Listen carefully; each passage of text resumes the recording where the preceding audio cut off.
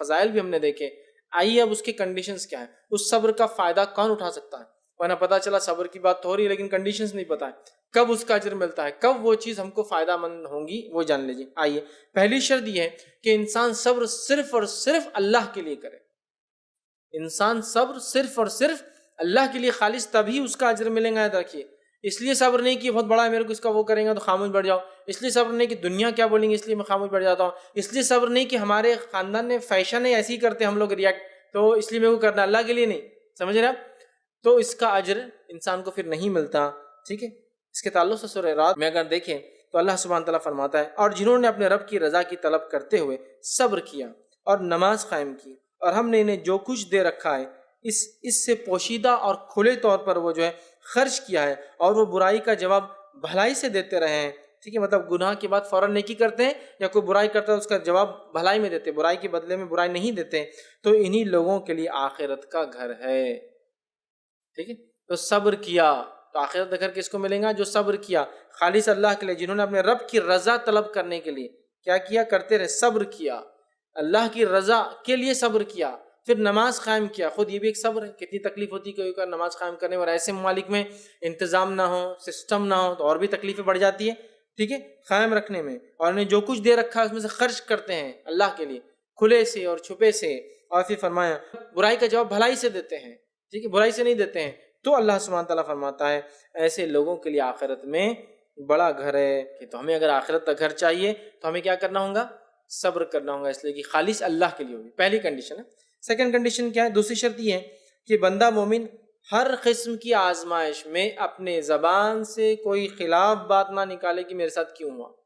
ابو ہریرہ رضی اللہ عنہ حدیث کے راوی ہے, اور نبی اکرم صلی اللہ علیہ وسلم کہا, اللہ تعالیٰ فرماتا ہے میں جب اپنے بندے مومن کو آزمائش میں مبتلا کرتا ہوں اور وہ عیادت کے لیے آنے والوں سے شکایت نہیں کرتا تو میں اسے اپنی قید سے آزاد کر دیتا ہوں, پھر اسے پہلے سے بہتر گوشت اور پہلے سے بہتر خون عطا کرتا ہوں, پھر وہ نئے سرے سے عمل کرنا شروع کرتا ہے.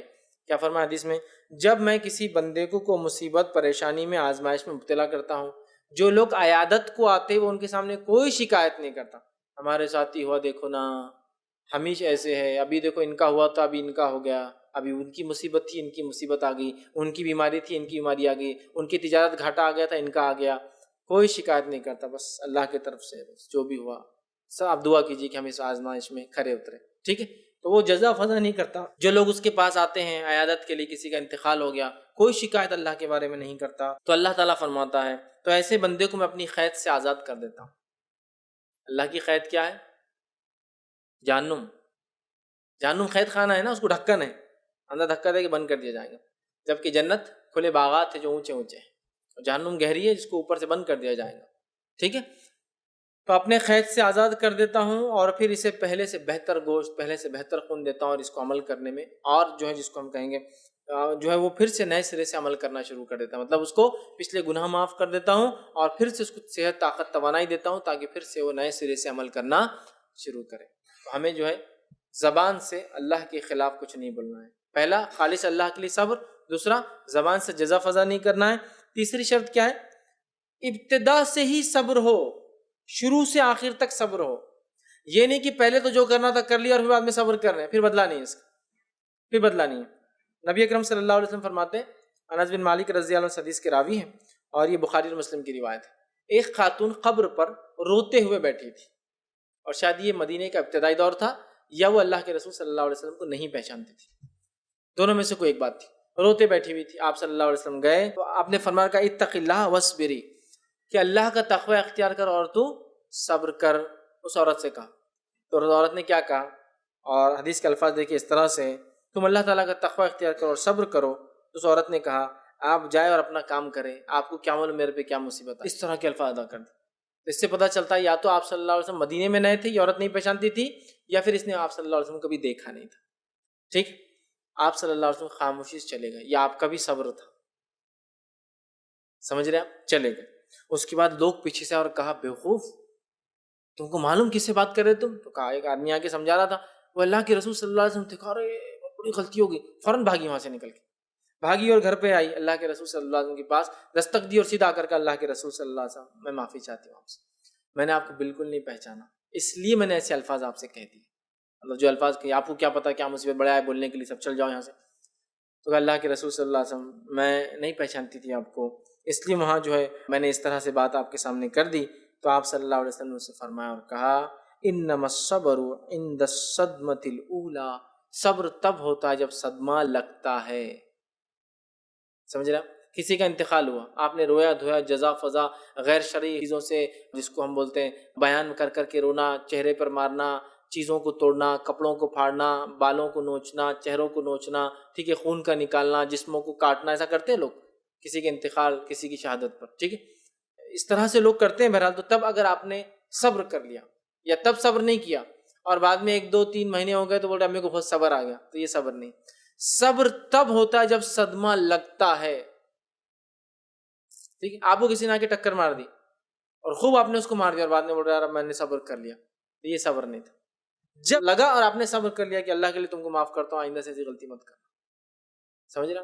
یا میں چاہوں تو ہاتھ اٹھا سکتا ہوں لیکن ہاتھ نہیں اٹھاؤں گا، جتنا نقصان ہو اتنا آپ دے دیجیے مجھے، کیونکہ نقصان تو ہوا میرا، آپ اتنا دے دیجیے، باقی آپ کو کچھ نہیں بولتا ہوں. وہ موقع ہے، صبر تب ہوتا ہے.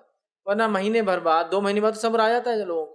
کچھ لوگ تو ایسے ہوتے سال بھر بعد بھی صبر نہیں آتا ہے، کسی کا انتقال 1 سال بعد تک روتے رہتے. 3 دن عام لوگوں کے لیے اور 4 مہینے 10 دن بیوی شوہر کے لیے، بس ختم. جب شوہر کا انتقال ہو تو بیوی 4 مہینے 10 دن غم منائیں گی، اور عام لوگوں کے لیے کسی کے بھی انتقال پہ 3 دن ہے بس. ٹھیک، یہ بات سمجھنے کی یاد رکھی، جزا اور فضا نہیں کرنے کی. ہاں لیکن اگر آنسو چلے جائے تو اس میں کوئی مسئلہ نہیں، لیکن رو رہا نہیں، شکایتیں نہیں کر رہا آدمی، لیکن آنسو جا سکتے ہیں. نبی اکرم صلی اللہ علیہ وسلم کے نواسے کا انتقال ہوا، بلکہ حدیث میں ہے کہ نواسے کے انتقال کا وقت قریب تھا، آپ وہاں پہنچے. جب پہنچے تو آپ صلی اللہ علیہ وسلم کی آنکھوں سے آنسو جا رہے تھے. تو صحابہ نے کہا اللہ کے رسول آپ رو رہے ہیں؟ ان کو لگا یہ بھی خلاف ہے صبر کے. تو کہا یہ تو رحم ہے جو اللہ بندوں کے دل میں ڈالتا ہے، ٹھیک ہے، اور اللہ انہی لوگوں پر رحم کرتا ہے جو دوسروں پر رحم کرتے ہیں. تو آنسو جانا غلط نہیں ہے، لیکن رونا، ہمارا ہی گھر ملا تھا کیا، چیخنا، چلانا، گلے پڑنا، بالوں کو نوچنا، چیزوں کو، عورتیں ہوتی تو چوڑیاں توڑتی ہے، چیزوں کو خراب کرتی ہے، چہروں کو نوچتے ہیں، کچھ لوگ زخم لگاتے ہیں اپنے چہروں کے اوپر، خون نکالتے ہیں کسی کے انتقال پر، ٹھیک ہے، یہ سب غلط ہے. ان آنسو جا سکتے ہیں، یہ صبر کے خلاف نہیں، یاد رکھیے صبر کرنا ہے ہم کو، یاد رکھیے یہ بڑی اہم چیز ہے. ٹھیک ہے، صبر کب ہوگا؟ جب وہ صدمہ لگے گا اول، تب سے صبر شروع ہوتا ہے تو آخر تک، تب اجر ملتا ہے. ایک روایت میں کہ صبر کا اجر سوا جنت کے اور کچھ نہیں، صبر کا اجر سوا جنت کے اور کچھ نہیں ہے. تو تب ملے گا جب شروع سے آپ صبر کریں. اب ایک سوال، کیا ہم پر کوئی مصیبت آئی تو کیا ہم دعا کر سکتے ہیں اس کو ہٹانے کے لیے؟ کیا یہ بھی صبر کے خلاف ہے؟ کوئی مصیبت آئی تو مصیبت تو ہمارے لیے آزمائش ہے، اور آزمائش ہمارے لیے گناہ کے معاف ہونے کا سبب ہے، وجہ ہے. تو کیا ہم دعا کریں اس کے خلاف کہ اللہ مصیبت کو ہٹا دے؟ تو ہاں، آزمائش اللہ دیتا ہے، لیکن ان آزمائشوں میں اللہ سے دعا کرنا کہ اللہ اس کو ہٹا دے، یہ عبادت ہے. یونس علیہ السلام مچھلی کے پیٹ میں ہیں، اللہ سے دعا کرے مصیبت کو ہٹا دے، وہ ان کے صبر کا امتحان ہے، لیکن اس کو ہٹانے کی دعا کر رہے، عبادت ہے. نبی اکرم صلی اللہ علیہ وسلم کافر تکلیف دے رہے ہیں، آپ دعا کر رہے ہیں کوئی راستہ نکال، اللہ نے ہجرت کا راستہ نکالا. تو کسی صبر اور مصیبت کے وقت جب آپ صبر کرتے ہیں، اس مصیبت کو ہٹانے کے لیے آپ بالکل دعا کر سکتے ہیں اللہ سے.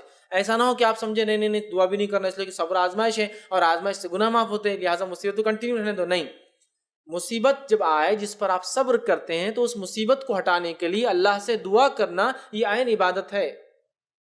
انبیاء کا طریقہ یہی رہا، مصیبتیں آئی، صبر کیا اور اس کو ہٹانے کے لیے دعائیں بھی کی.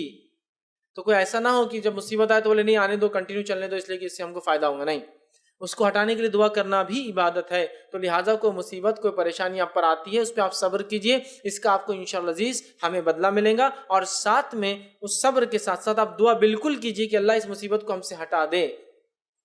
ٹھیک ہے، اور اللہ تعالیٰ اتنا ہی آزمائے گا جتنی ہماری طاقت ہے، اور اس کے بعد خود بخود اس مصیبت کو اللہ تعالیٰ ہٹا دیتا ہے. اس بات کو بھی آپ ذہن میں رکھیں. تو لہٰذا غلط فہمی یا ایک شک یا شبہ اٹھتا ہے، کیا کوئی مصیبت آئے جو اس میں ہم صبر کر رہے ہیں اس کے خلاف ہم دعا کریں کہ ہٹانے کے لیے، کیا اس کو برداشت کر لیں اس لیے کہ اس میں اجر ہے؟ تو یاد رکھیے اس کے خلاف آپ بالکل دعا کر سکتے ہیں، اس لیے کہ وہ دعا بھی عین عبادت ہے. انبیاء علیہ الصلوۃ والسلام نے ایسی دعائیں اللہ تعالیٰ سے کی ہے، جب ان پر کوئی مصیبت، کوئی پریشانی آئی انہوں نے اس کو صبر کے ساتھ برداشت کیا، استقامت قدموں کو اپنے جما دیا، لیکن ساتھ ہی ساتھ اللہ سے گڑ گڑا کر دعائیں کی کہ اللہ اس مصیبت کو हटा दे, चूंकि ये भी इबादत है। तो लिहाजा आप और हम पर कोई मुसीबत आती है, सब्र करें और साथ में उसके खिलाफ दुआ भी करें कि अल्लाह इस मुसीबत को हमसे दूर कर दे और हटा दे। ये चंद बातें थी जो सब्र। अस्सलाम वालेकुम। आप भी हमारे इस काम में ताउन करें अपनी ज़कात और सदक़ात के जरिए। डोनेशन डिटेल्स के लिए डोनेट पर क्लिक करें। अगर आपको हमारे वीडियोस पसंद आए हैं तो इसे शेयर करें और सबके हकदार बनें। रोजाना हमारे वीडियोस को पाने के लिए हमारे यूट्यूब चैनल को सब्सक्राइब करें और बेल आइकन दबाएं। हमसे दीगर सोशल मीडिया पर जुड़ने के लिए वीडियो में दिए गए आईडी को सर्च करें। जज़ाकल्लाह।